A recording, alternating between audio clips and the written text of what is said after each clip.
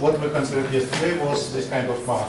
Un plus 1 equals to un squared plus yeah.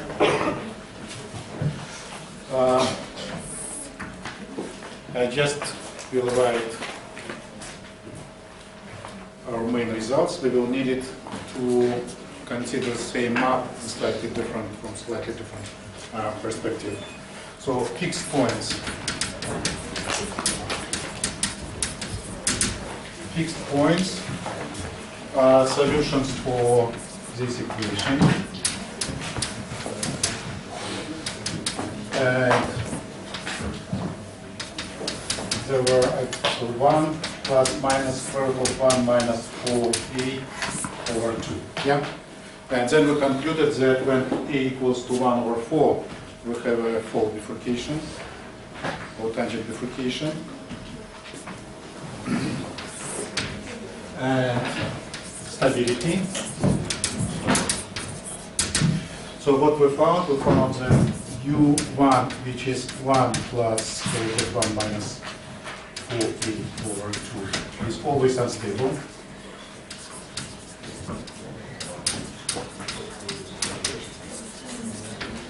And u2 stable if what it was 1 minus this when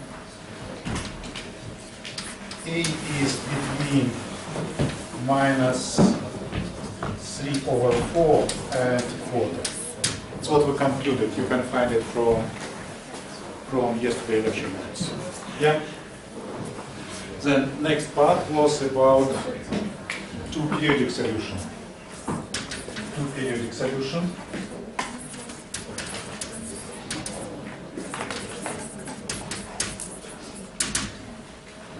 Two-periodic solutions were solutions of this kind of equation. U equals to u squared plus a squared plus a.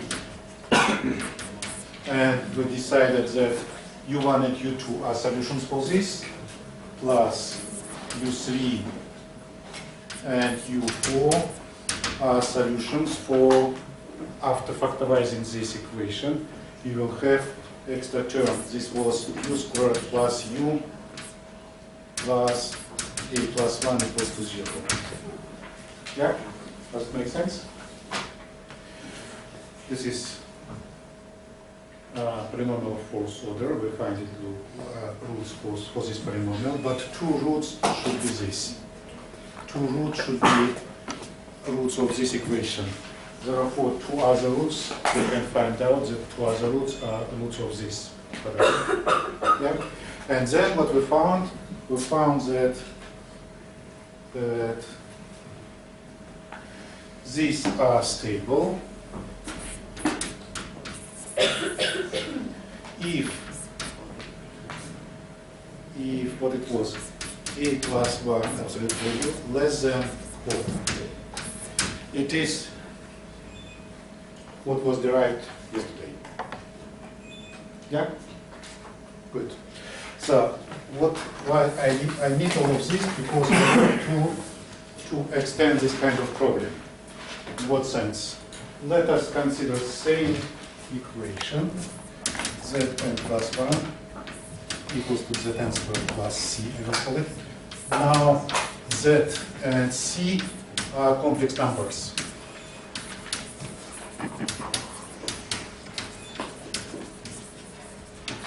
So before they were real numbers.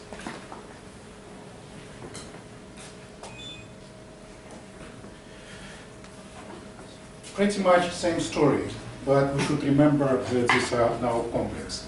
If what we will find out that Z1, Z2, if we will find fixed points, they will be pretty much the same. Fixed points will be Z12 equal to 1 plus minus square root of 1 minus 4c divided by 2. But now c is complex number, and z is complex number, and z1 and 2 exist for any values of c. Exist to any C. So there is no fault bifurcation. It's not just somewhere the appearing will disappear. So they always exist. And if you will check stability, it will be pretty much same condition.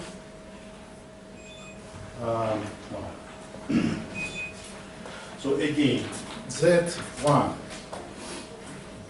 let's put it like this, equals to 1 plus square root of 1 minus 4c over 2, and Z2 is 1 minus square root of 1 minus 4c over 2. Now, if we want to check if Z1 is stable or not, we shall check what will be its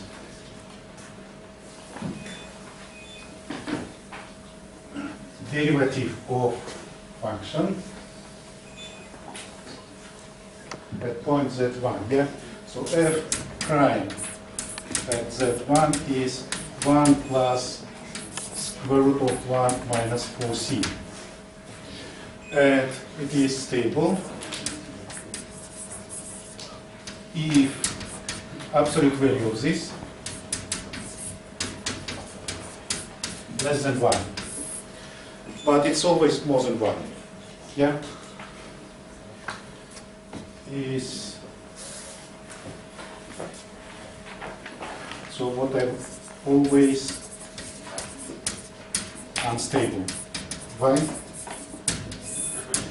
Because you see, so here real, what it means, this absolute value. Absolute value means square root of real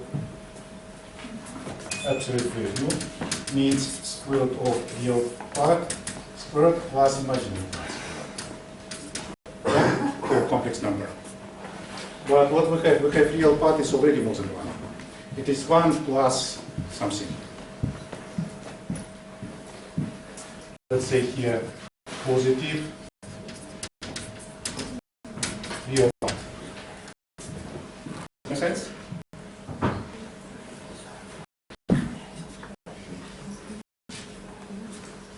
You see, Z2, for example, is 1 minus square root of 1 minus 4c. But if we say here real part is positive, real part will be negative. Or we could define as way around. Let's say here real part is positive, then here it will be negative. If real part is positive, then this real part squared, it is 1 plus positive number, it will be already more than 1. Therefore this absolute value of this complex number will be always more than 1, and therefore it's always unstable. Yeah? Did it make sense? This is a complex number. This complex number has real part and imaginary part. Real part is 1 plus some extra term, positive extra term. Therefore, if you take square of real part, it will be already more than 1. And if you add square of anything else, it will be still, so the square root will be more than 1 always. This is the point. And therefore, since it will be always more than 1, for this case, more than 1 for Z1. Therefore, Z1 is always unstable. But here it's different. Here it will be, if you will take real part will be 1 minus something. And therefore, this real part squared is not necessarily more than 1. It could be less than 1. And then we add something else, and then we check whether this will be altogether, this square root will be less than 1. And it is possible, it's doable. So this means that what we will have here is 1 minus square root of 1 minus 4c. This is less than 1. It takes place in some area. And moreover, what we can say, if we will plot it like this. So this is real part of Z, this is imaginary part of real part, of C, and imaginary part of C, this C. then what we know, if when C is real, it should be from quarter to minus 3/4, if it's real. But in fact, it should occupy some area here. And this area has this kind of shape, source here. A heart. Yeah, heart. So it's called cardioid. Rotated heart. This is, if you take only this curve, it is exactly where this is less than 1. Yeah? Well, at least what we can check if C is real, then it will change here, it will be quarter, here minus 0. So at least we know these 2 points. Other points is very hard to find. So if you will see this kind of problem, whenever you will see, don't try. So what you could try to do, you could say what I said. If C is real, then you will get straight away 3/4 and minus quarter, because we did it before. It was here. We did it before. You can check it. But if it's, what you could say, assume C is purely imaginary. Then it will be already difficult, because you need to represent this as a complex number, then add 1 minus this complex number, and then try to find magnitude of this complex number. This long story. What I ask for you just to remember, this is something worth to remember. This condition satisfied in this kind of area, which is called main cardioid. It's called main because we'll see a bit later that there are many this kind of cardioids inside. Now, so this area, there is some kind of area where we have a stable fixed point, which means that if we will start, if we will run this is something like z naught equals to 0 plus I0, yeah, some 0 complex number. Then if our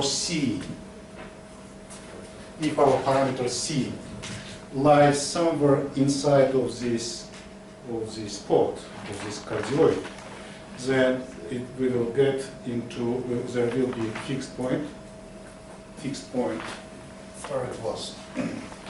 This fixed point, it will be stable, and you will get your solution will converge to 0. This is the point. Yeah?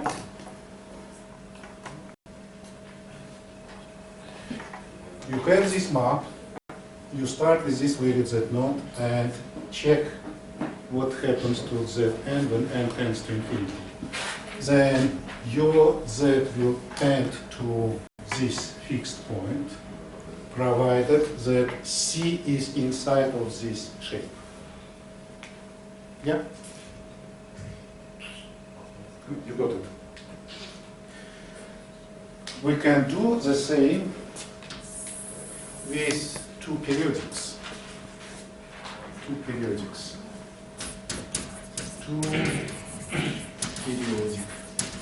solutions. And they were stable, provided that C plus 1 magnitude of this number, this complex number, magnitude of this number is less than quarter. And what is this shape? This in complex plane is a circle. Radius of this circle is quarter, and center of this is a circle with radius 1/4 and center. Where is center? At what point? Center has real coordinate 1 and imaginary 0. This is the center. Yeah?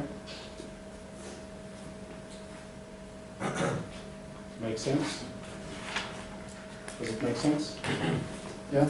So this is a complex number, and altogether this should be less than quarter. Therefore, it is somewhere some kind of circle with radius quarter. And center of this circle given by this number here, which is added. So if c plus 1, where 1 should be less than quarter, then c should be in some circle around -1, when center when c plus 1 equals to 0, which means that c equals to -1 is the center. Yeah?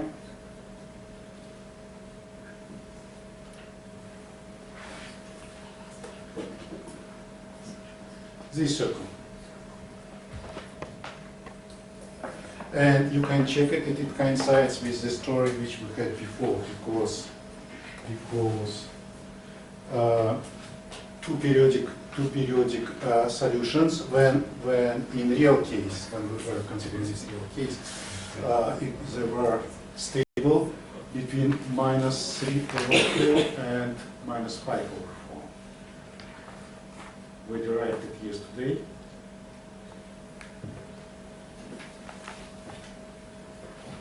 I think I had it here also, just before. Here. A plus 1 less than quarter, but here A is real number. Yeah. So if A is real number, then A should be between -3/4. It is what we derived yesterday, -5/4 and -3/4. And this is basically, this is two sides of this circle, these sides. One side is here, -3/4, and another side here, -5/4. This is two periodic solutions for real map on real numbers, and it's stable from this -3/4, c equals, and here c equals to -5/4. Yeah. So this is what we got. Fixed points, or one periodic fixed points, stable in the area depicted as 1. It's called main cardioid. Period 2 solutions are stable in this spot. So C, if value of C corresponds to some point inside of this circle, then you will have stable two periodic solution, and therefore in course of time your Zn will come to this flipping behavior, to stable flipping behavior. If we will check what happens with 4 periodic, what we will find? We will find that there are 3 spots where 4 periodics are stable. Here it is 1, 2, and there are 2 more in here and here. And this feeds in here. So here we have 4 periodic solutions, and this at least corresponds to this small circle. Yeah, it is quite time consuming to analyze 4 periodic solutions, so this is pretty much just remember. So it makes sense. Again, here you have 1 periodic solution stable, here 2 periodic solutions stable, here, and here 4 periodic solutions stable. This and this are 3 periodic. So all of them can be derived. This and this are 3 periodics stable, and so on. And all of this kind of sets, this kind of shape, or this shape, it's the same shape. It shows when you will have stable solutions. If your C is outside of all of this shape, then your Z will tend to infinity. There will be no stable solutions. It goes out to infinity.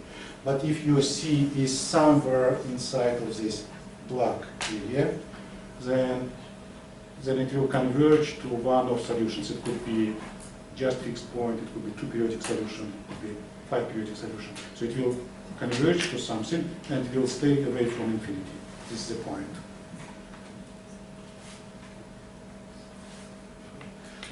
This is very nice images.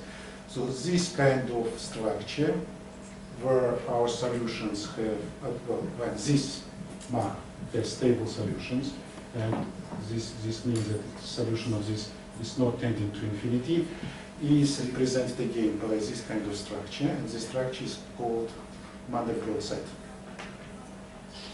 And if you look into different pieces, like for example here, if you look closely to it, you will see this kind of structure. If you look closely to somewhere else, like closely here already, even go inside of this, you will see this kind of structures. So all of this is all this boundary. All this boundary has a fractal structure. Maybe what we can do, I had this in mind.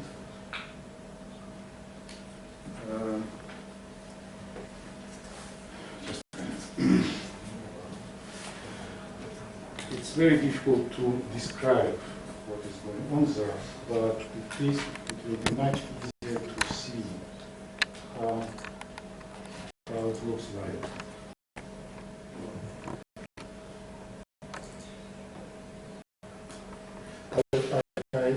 I will try to find a movie which shows the structure of this Mandelbrot set.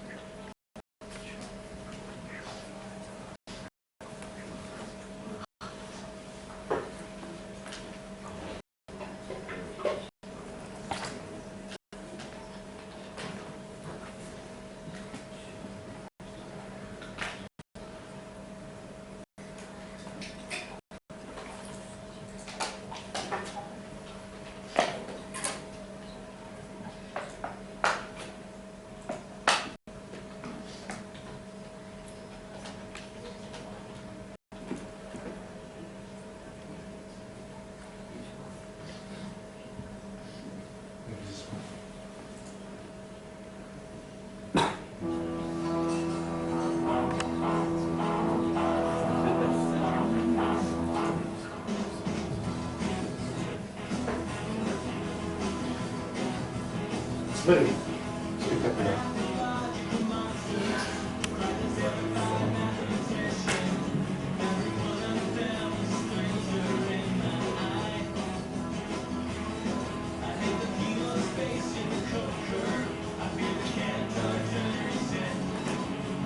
It's not all fractal structures.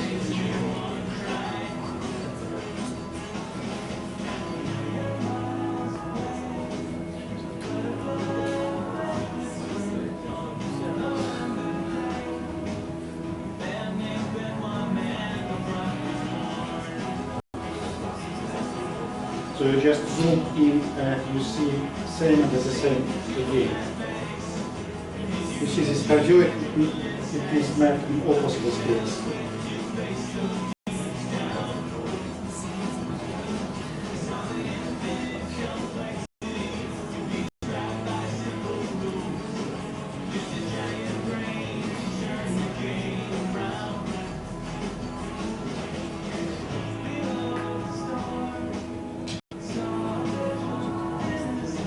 Yeah?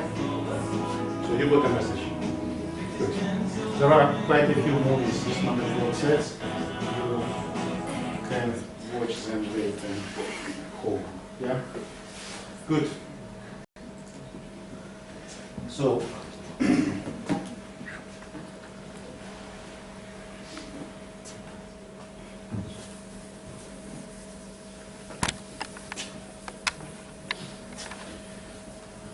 so one more comment on this quadratic map on complex plane before we will go to the next part of our material, which is called two-dimensional maps. In fact, this is already two-dimensional map. Zn plus 1 equals to Zn squared plus c. So what we have Z and c complex numbers. This means that C, for example, let's call it like this, alpha plus beta I, complex number, and Zn, also complex number, let's say xn plus yn I. Yeah? If we put this and this into this equation, we will get xn plus yn times I equals to n plus 1, sorry, n plus 1 equals to xn plus yn I squared plus alpha plus beta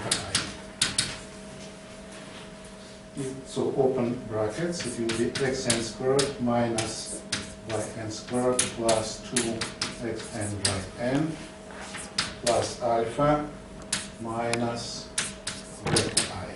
So it's what we got. Complex number here equals to complex number here, which means that real part over there on the left hand side equals to real part on the right hand side, and imaginary part on the left hand side equals to imaginary part on the right hand side.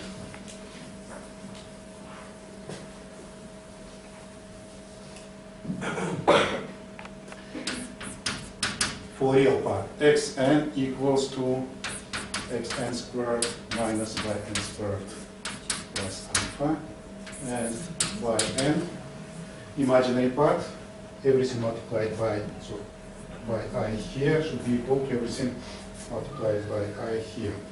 This equals to, I forgot here I, here there is I, 2xn by n, it is plus n, plus, so this is what you got. So in fact, when we consider this kind of map on complex plane, it is like considering map which has two variables and defined on the plane.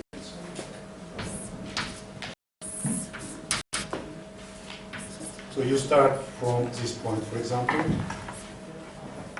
x naught, y naught, then it jumps somewhere, x1, y1, then it jumps somewhere else, x2, y2, and so on. Yeah? So this is what happens with two-dimensional maps. And we can generalize this. We can say, let's consider this kind of maps. Xn equals to some function xn by n, well, xn plus 1. Yn plus 1 equals to another function of xn by n. This is 2D map.